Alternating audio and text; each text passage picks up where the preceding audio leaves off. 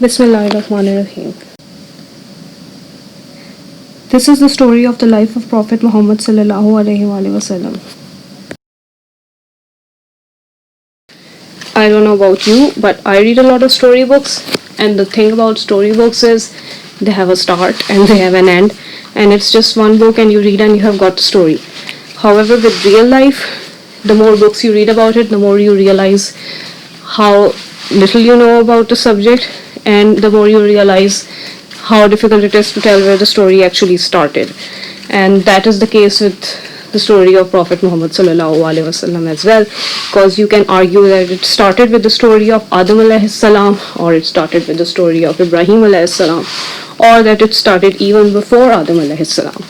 However, when we study his life story, we realize that it's easiest to associate his life story with the story of the city of Makkah. And so we are going to associate his story with the story of Makkah, and that is how his story is going to start.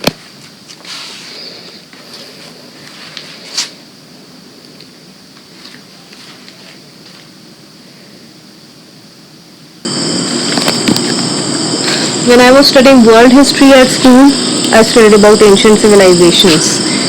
And one thing that we learned about many of those ancient civilizations was they tend to be river valley civilizations. And the reasons that were told to us were pretty intuitive. When you are living next to a river, you have a fresh water source all year round. And the land around the river happens to be very fertile, so you can grow your crops, breed your livestock, and basically have all that is needed for the sustenance of human life. In this regard, there was a place which we now call as the Fertile Crescent, which was the area located around the two rivers, Tigris and Euphrates, which meet at 2 points. Now there were a lot of river valley civilizations in that area, and the most ancient city in the world, we were told, was the city of Ur. And Hazrat Ibrahim alayhi salam belonged to the city of Ur, and then he traveled in other areas as well. However, now Allah subhanahu wa ta'ala had shown his will, and his will was that he has to take Hazrat Hajra and his baby son Ismail alayhi salam, travel with them and take them to a barren land called Makkah and leave them over there. Now obviously there was no food, no drink, no water source over there, absolutely no sign of life in that place that is called Makkah. And after a few days, Hazrat Hajra ran out of all the supplies she had brought with her, and so she grew desperate. She grew so desperate that she started running between the two hills called Safa and Marwa. And she kept running back and forth, maybe thinking that I am going to find something to eat or to drink over here. She kept running and she made 7 trips in all. And then she got tired and she came back to where Ismail alayhi salam was lying. And then she suddenly saw that a source of water has sprung up out of the ground, and it's just keeping flowing. It's not stopping at all. It wasn't stopping at all, so finally she stopped it by saying Zamzam. And from then on, we call that water and the well from which it emerges as a Zamzam well.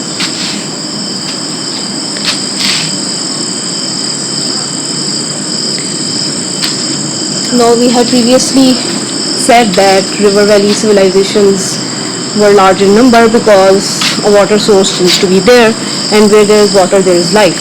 So now suddenly in Makkah you have a water source. So it's not surprising that not long after a group of travelers is going to come and stop over there, and much of Arabia is desert. So every time you discover an oasis or water source, you're going to stop over there. So this group of travelers from the tribe of Bani Jurhum, they stopped over there. And so Bani Jurhum settled down in the area now that it was a place where it was possible to live. Years went by.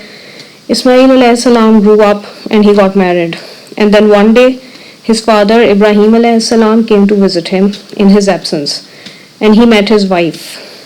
he asked his wife about her life, and she complained that it is not very easy to survive on the income that my husband has. So Ibrahim alayhi salam, before leaving, he gave her a message that when your husband comes back, tell him to change his threshold.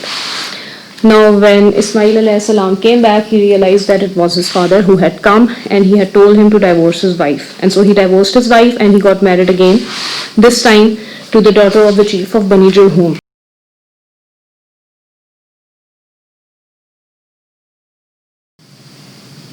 Okay, so we know that Ismail alayhi salam formed a settlement in what once used to be a barren land called Makkah, and that he and his father Ibrahim alayhi salam built the house of Allah, the Kaaba, over there.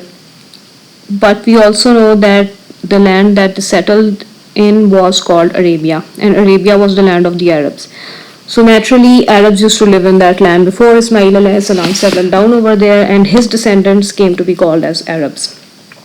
The Arabs who always used to live there before Ismail alayhi salam settled down over there are now called the pure Arabs.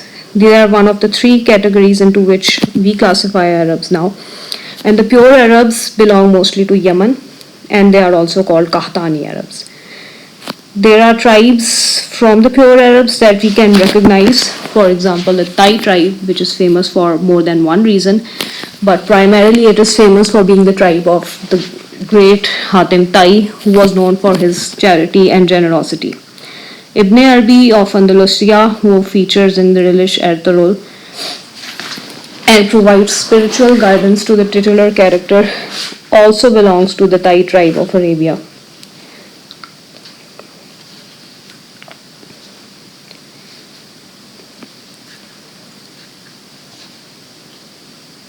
Then we have Banu Khuza, who used to live either in or around Makkah. And it was Bani Khuza whose feud with Bani Bakr led to the dissolution of the Treaty of Hudaybiyah.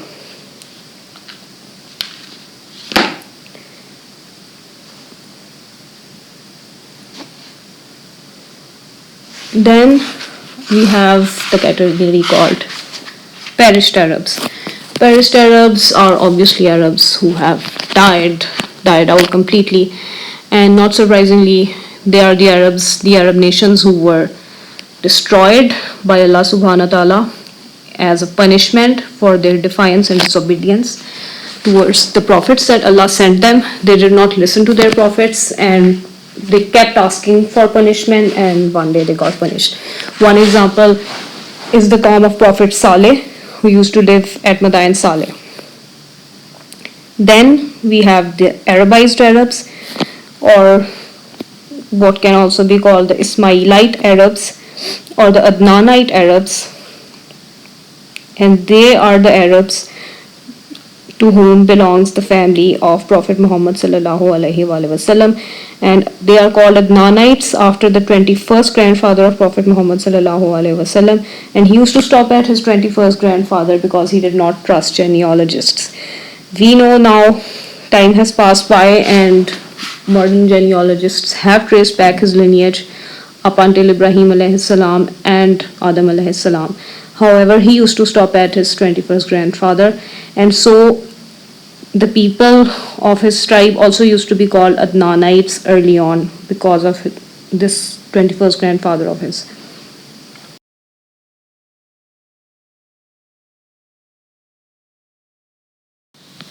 Now for a short summary of the Abrahamic faiths, or what are called the three monotheistic religions of today. They are called Abrahamic faiths because they all derive from Ibrahim alayhi salam.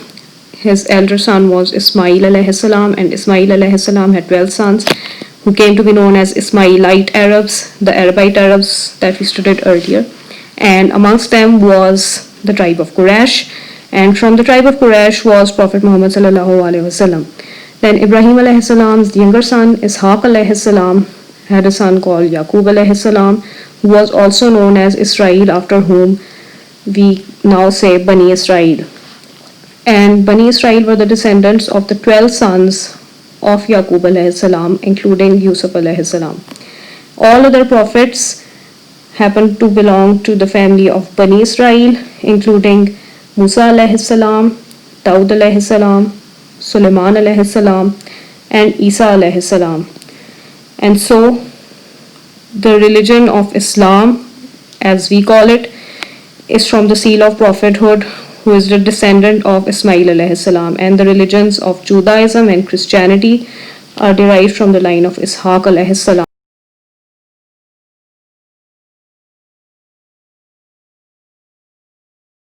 Now back in Makkah, the Zamzam well continued to flow, and it will continue to flow until the day of judgment. And Makkah was now not a barren land, it was a proper town.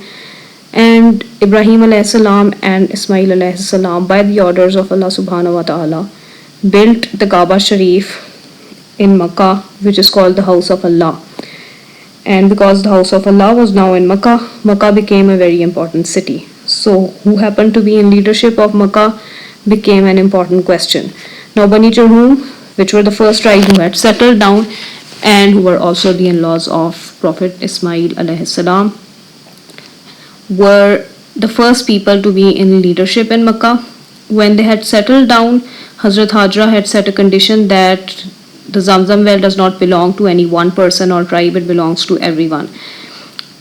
So as the in-laws of Ismail alayhi salam, they controlled the city of Makkah and they led it and took care of the pilgrimage and everything else for 20 centuries. They lived in the city for 21 centuries and they were in control of it for 20 centuries.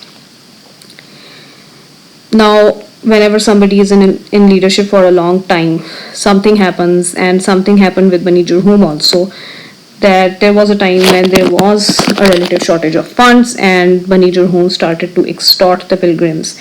Pilgrims would obviously come because the House of Allah was there and it was possible for them to extort the pilgrims, and for that exploitation there was a bad feeling against them.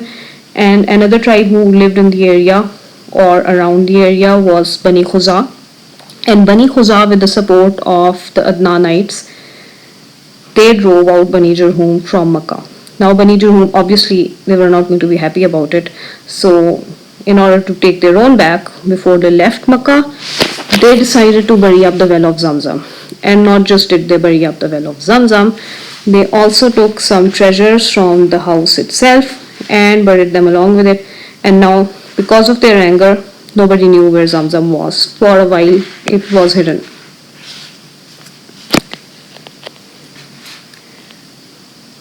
Then after Bani Jurhum left, the leadership of Makkah passed on to Bani Khuza.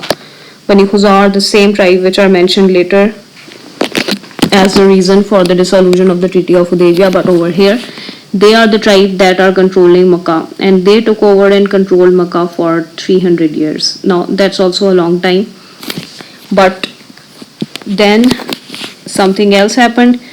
There was a gentleman from the tribe of Quraysh, and Quraysh were the Ismailite Arabs. A gentleman from their tribe who was called Qusay bin Kilab was a very influential gentleman, and he was very well respected, charismatic, and people used to look up to him. So it was not surprising when he took up the leadership of Makkah. And he had married the daughter of one of the Bani Khuza chiefs, and he became the leader of Makkah. And now he took control of everything to do with Makkah. And the people who now lived in the city of Makkah, or who lived near or around the Kaaba itself, were members of the family of Qusay bin Kilab. Now Qusay bin Kilab was from the Quraysh, and Quraysh were called the Quraysh because amongst the Ismailites there was a person called Fihr, and Fihr was also known as Quraysh. So the descendants of Fihr or Quraysh were known as Quraysh, and there were multiple sub-tribes amongst them. Now from here on in, ever since Qusay bin Kilab took over, it was the Quraysh who controlled the city of Makkah, and Quraysh, who were the family of the best of creation, Rahmatul lil Alameen Sallallahu Alaihi Wasallam.